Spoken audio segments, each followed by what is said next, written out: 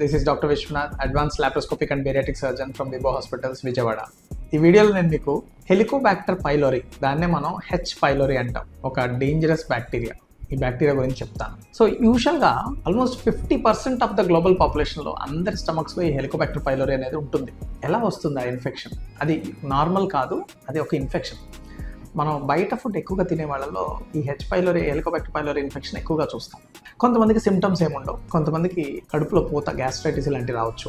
Actually ఈ బ్యాక్టీరియాని కనిపెట్టిన వాళ్ళకి నోబెల్ ప్రైజ్ ఇచ్చారండి. సో అంత చాలా ఇంపార్టెంట్ డిస్కవరీ ఇది. ఈ కడుపులో హెచ్ పైలోరీ ఇన్ఫెక్షన్ ఉన్న వాళ్ళకి యూజువల్గా మనకి గ్యాస్ట్రైటిస్ వస్తే స్టమక్లో ఏదో ఒక పార్ట్లో కందిపోయినట్టు ఉంటుంది, పూతలాగా. బట్ దెన్ ఈ హెచ్ పైలోరీ ఇన్ఫెక్షన్ ఉన్న పేషెంట్స్కి మనం ఎండోస్కోపీ చేసి ఇది ఉందా లేదా అని కనుక్కోవడానికి ఒక టెస్ట్ చేస్తాం, ఒక చిన్న బయాప్సీ చేస్తాం. ఆ టెస్ట్లో అది కనుక ఉంటే దాన్ని ట్రీట్ చేయకుండా మనం ఎన్ని రోజులు గ్యాస్ బిళ్ళలు వేసుకున్నా కడుపులో పూత అనేది, ఆ గ్యాస్ట్రైటిస్ ప్రాబ్లం అనేది తగ్గదు. సో ఈ హెలికోబాక్టర్ పైలోరీకి చాలా మంచి ట్రీట్మెంట్ ఉంది. 14 రోజులు కనుక మనం టాబ్లెట్స్ వాడితే ఈ బ్యాక్టీరియా అనేది పూర్తిగా చచ్చిపోతుంది. ఆ తర్వాత కడుపులో పూత తగ్గడానికి మనం ఒక 2 లేదా 3 నెలలు టాబ్లెట్లు వాడుకుంటే మనకి ఆ సమస్య అనేది టోటల్గా క్యూర్ అయిపోతుంది. Thank you for watching the video.